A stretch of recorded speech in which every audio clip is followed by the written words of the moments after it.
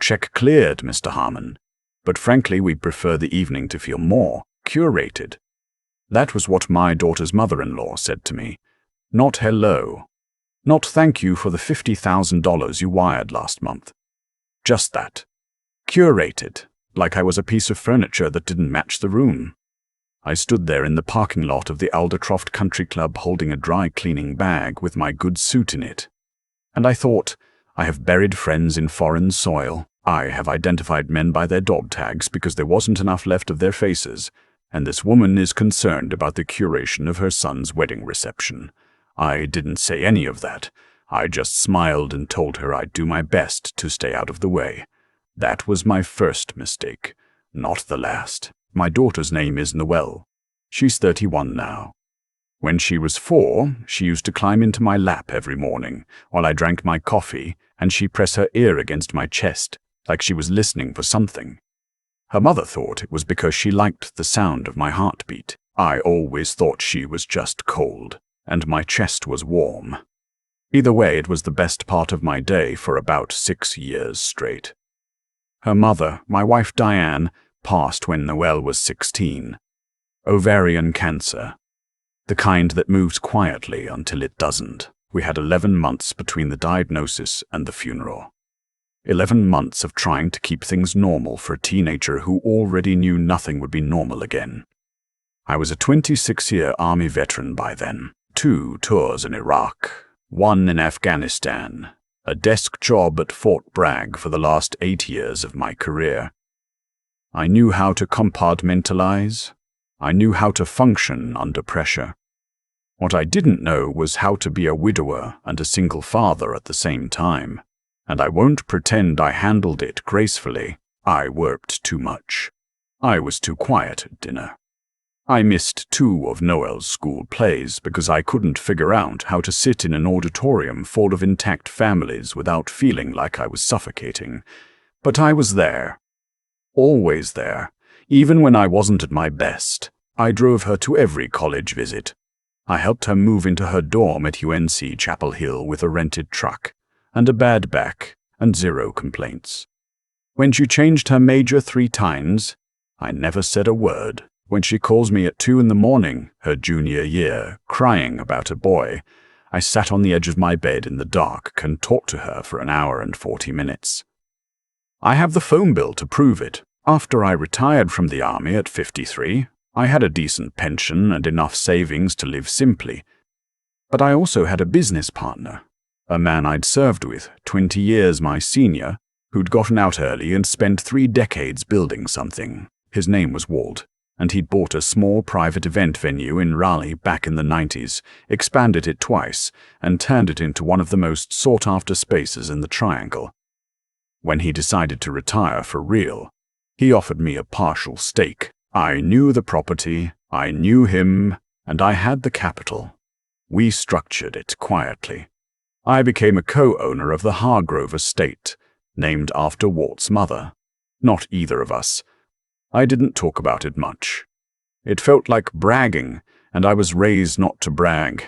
Noelle knew in the vague way adult children know things about their parents' finances. She knew I was doing fine, but she didn't know the specifics. It never came up. I never needed it to. Then she met Chadwick Ellison.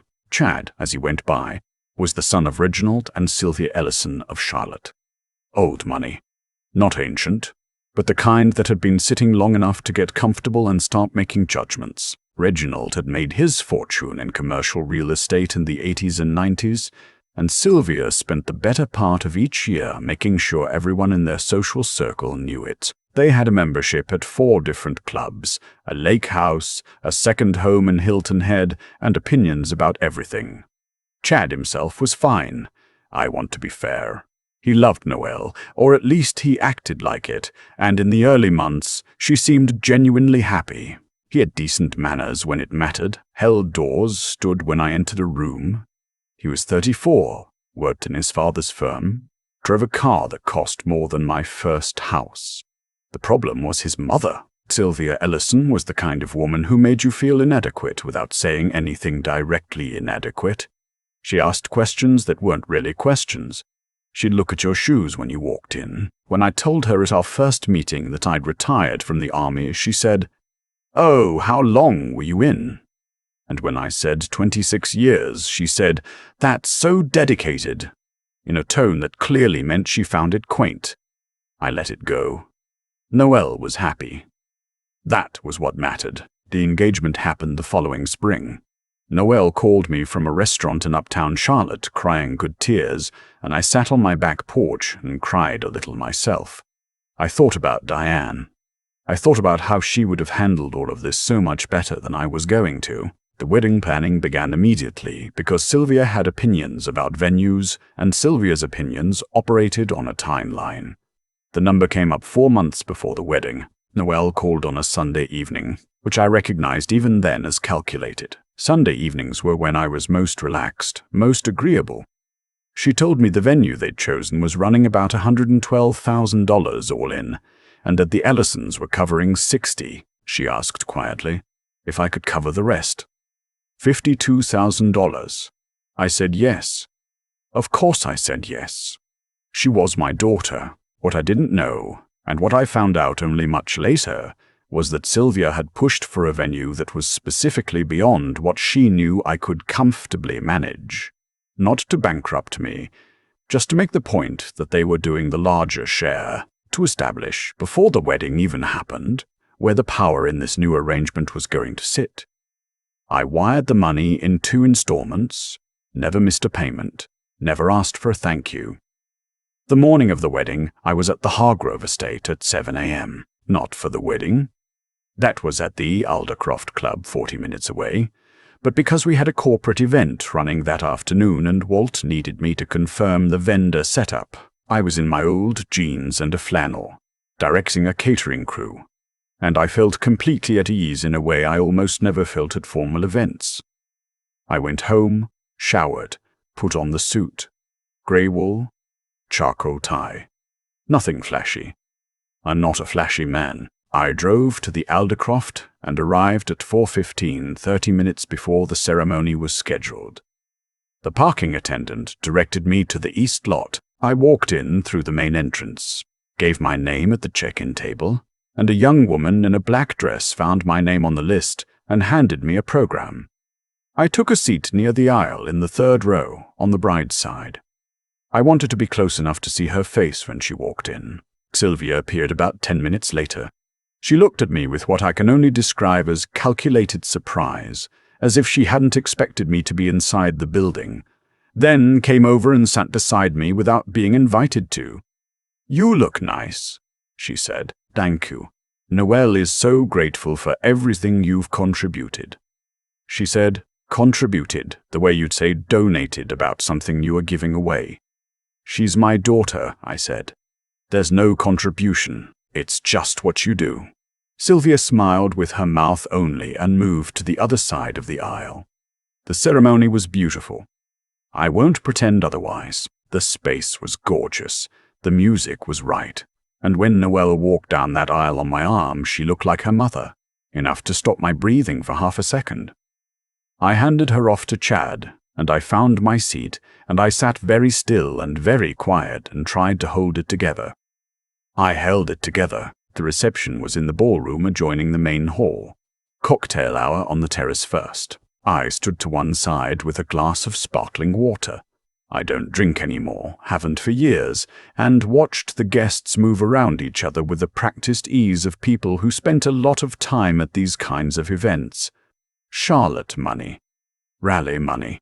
Some of Noelle's friends from Chapel Hill, looking slightly underdressed and slightly relieved when they found each other.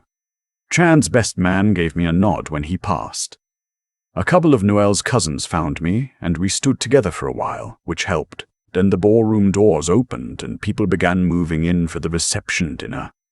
I found my seat at the table on the program, table 4. Not the head table. I understood that. It was the wedding party. But table 4 was near the back, near the kitchen entry. I stood there for a moment, looking at the placement card with my name on it, and I thought, that's deliberate. That was deliberate. And someone made that decision, and I know who. I sat down anyway. I wasn't there to make a scene. Dinner proceeded. The salad course came. The entree came. Chad's father gave a long toast about legacy and the Edison name that mentioned Noel exactly twice. I smiled through all of it. Then, about 40 minutes into the reception, Noel appeared at my table. She was still in her dress. Still beautiful, and she had a look on her face that I had not seen since she was about 17, the look she used to get when she'd done something she knew was wrong and was trying to figure out how to frame it before I found out. "Dad," she said. She sat down in the empty chair beside me and lowered her voice. "I need to talk to you about something." "Okay," Sylvia thinks, and I know this is going to sound. She stopped, pressed her lips together, started again. "There's a private dinner after this. Just the immediate family, the Ellison's people, and it's at the club's private dining room upstairs, and it's already been arranged, and Sylvia feels like it should be." She couldn't finish the sentence. I finished it for her. "She doesn't want me there." Noelle's eyes went to the tablecloth. She said it was about keeping the energy cohesive. "That you and she have different—" "Noelle," she stopped. "Just say it plain," I said. "I can take it." She looked up at me, and in a voice that I know she will hear for the rest of her life, she said, "Dad, you're not on the list for the private dinner." Sylvia said if I wanted to keep the peace, I needed to explain that to you tonight. I looked at my daughter who I had driven across 6 states to visit at college, my daughter who I had held at her mother's graveside, my daughter whose tuition, car, and first apartment deposit I had paid, my daughter who had just accepted $52,000 from me to stand in this room. "So my money was welcome," I said, "but I'm not." She flinched like I'd raised my hand, which I have never done in my life. "Dad, it's just one dinner." "It's fine," I said. "I understand perfectly." She searched my face for something. Anger, tears, something she could respond to. I gave her nothing. I was 26 years Army. I knew how to give nothing.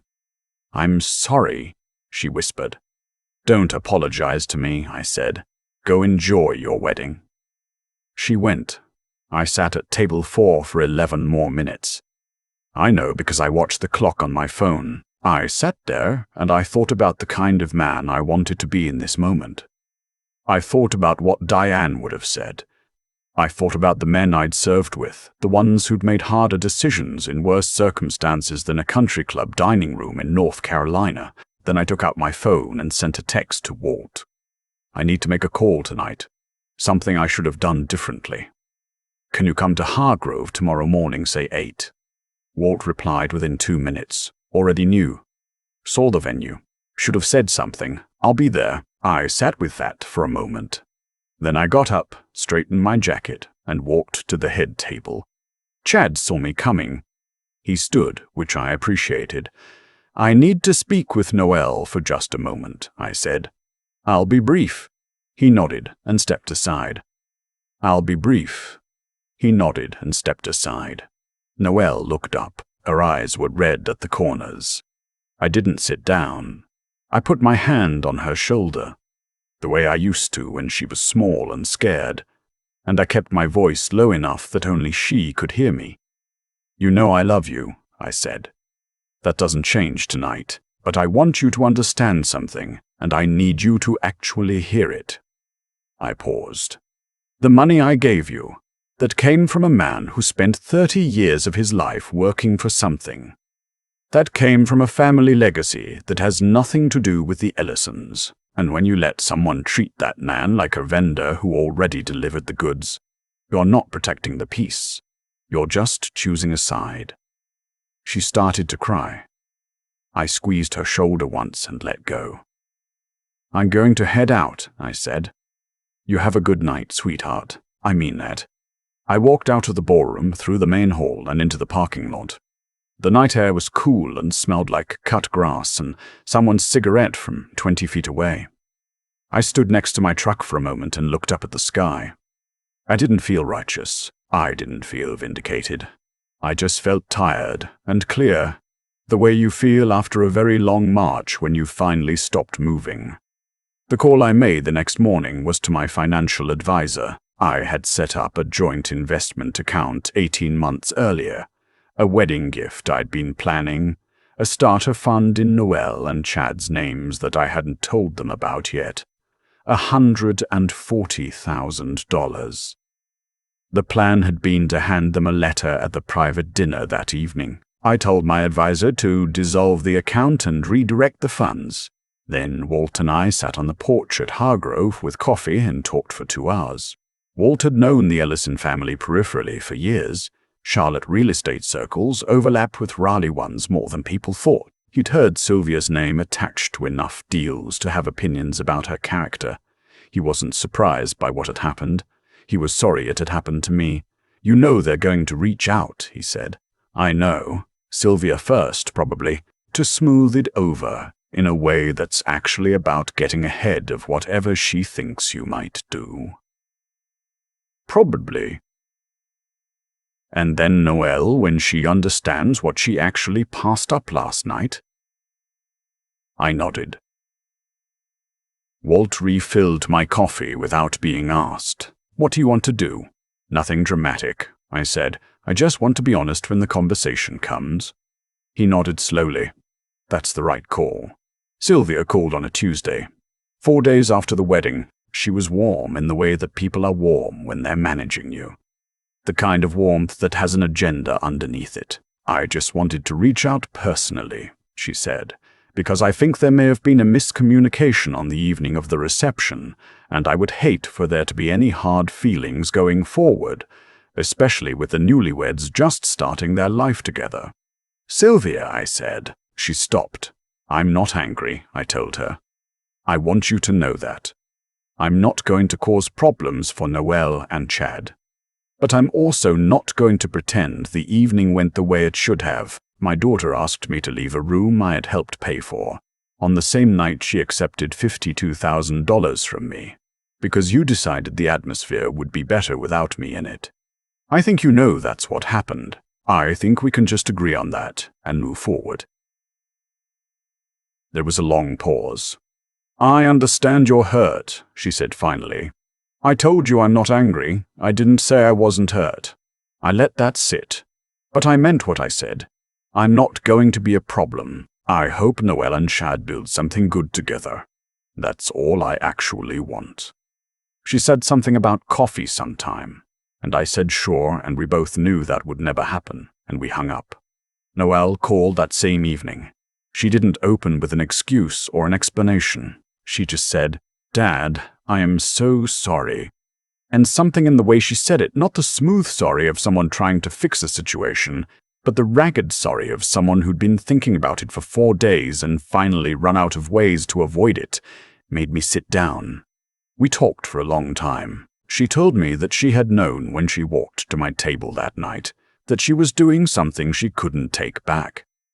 She told me that she'd told herself it was about keeping the peace, about not starting her marriage in conflict, about managing competing loyalties. She told me she'd woken up the morning after the wedding, and the first thing she thought about was the look on my face when she couldn't finish the sentence. "I keep hearing you say it," she told me. "So my money was welcome, but I'm not." "I wasn't trying to make you feel guilty," I said. "I know. That's what made it worse." I told her about the investment account. I told her what I'd done with it. I didn't say it to punish her. I said it because she deserved the truth about what she'd walked away from. Not the money, but the intention behind it. The father who'd been planning for her future, even while she was asking him to leave a room. She was quiet for a long time after that.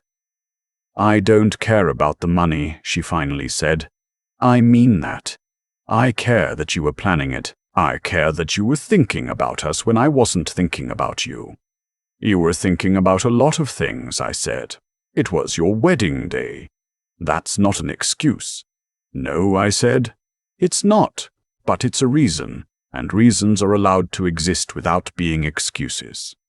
She laughed a little, a wet, tired laugh. "When did you get wise?" "I'm not wise," I said. "I'm just old enough to have made enough mistakes to know which ones matter. Things didn't fix themselves overnight. They never do.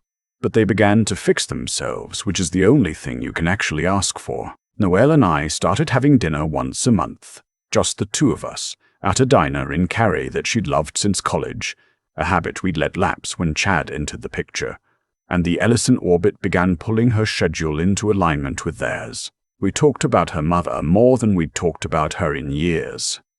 We talked about what Noelle wanted her own life to look like, separate from the image the Ellisons had of what the life of their son's wife should look like. Chad, to his credit, stayed out of it. Whatever conversation happened in that marriage after the wedding night, I wasn't privy to it, but he showed up at our second dinner and shook my hand and looked me in the eye and said he was sorry for how the evening had gone. I believed him. I don't think he'd had much say in the seating arrangements or the private dinner list. I don't think he'd have known how to override his mother even if he'd wanted to. As for Sylvia, she remained exactly who she was. We were cordial at the Christmas gathering that year, careful around each other in the way that people are careful when they've seen the truth of a situation and agreed, tacitly, not to revisit it in mixed company. She never apologized directly. I didn't expect her to. What I didn't expect, what I genuinely did not anticipate, was the moment at that Christmas party when Noelle pulled me aside in the kitchen at the Ellisons' lake house, put her hand on my arm, and said, "I told Chad about the account, what you were going to give us." I told him the whole story. "Okay," I said. "He wants you to know." She stopped, pressed her lips together exactly the way she had at the reception, but with a different kind of weight on her face. "He said his mother made a mistake. He said it out loud to her last week. He said what she did was disrespectful and that it wouldn't happen again." I looked at my daughter.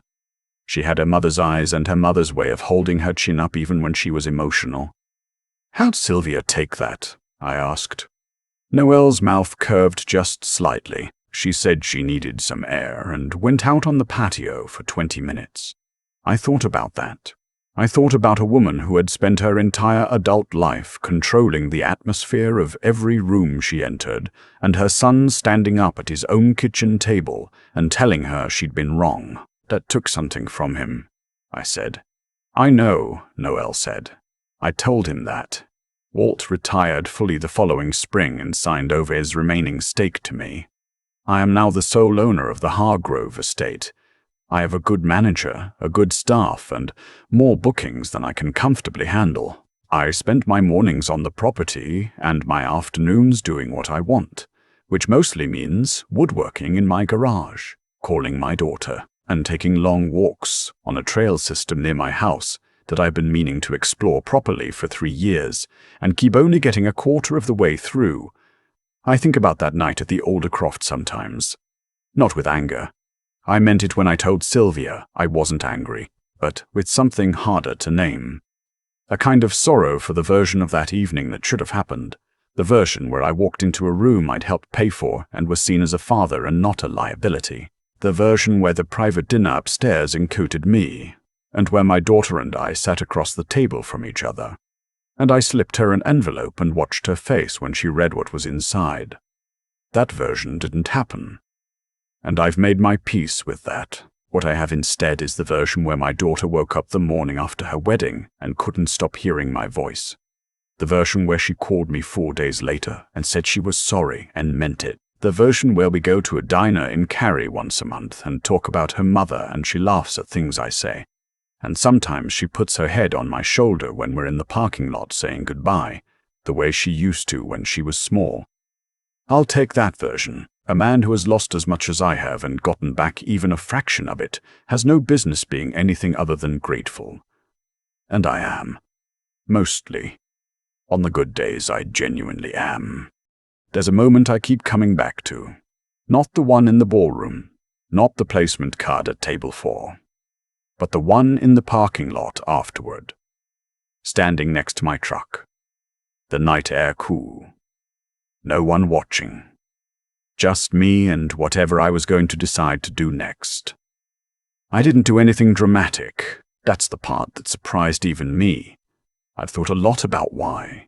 And I think it comes down to something I learned a long time before that evening, not in a classroom, not from a book, but from years of watching what actually holds when everything else falls apart. The men I trusted most in my life weren't the loudest ones. They weren't the ones who needed the room to know they were there. They were the ones who knew exactly what they were worth and acted accordingly, and let the results speak for themselves. That's the thing about dignity. It doesn't announce itself. It just holds. What Sylvia was counting on, and I think she'd done this before in other rooms with other people, was that I would either make a scene or disappear quietly and never be heard from again. Those were the two options she'd prepared for. She had no plan for a man who simply told the truth, wished everyone well, and then let the consequences of other people's choices land where they were always going to land. The consequences were real. Not because I engineered them. I didn't. I dissolved an account that no one knew existed, and I had one honest conversation with my daughter, and that was all. But the thing about choosing how you treat people is that you're also choosing what you're prepared to lose. Noelle made a choice that night at the reception table, and Sylvia made one long before that, and those choices had weight. They had weight because the man they made those choices about had spent a lifetime building something genuine, not status, not image, but actual character, actual reliability, actual love. You can't spend someone's character and then act surprised when the account reflects it. I'm not a man who believes in luck, good or bad. I believe in cause and effect.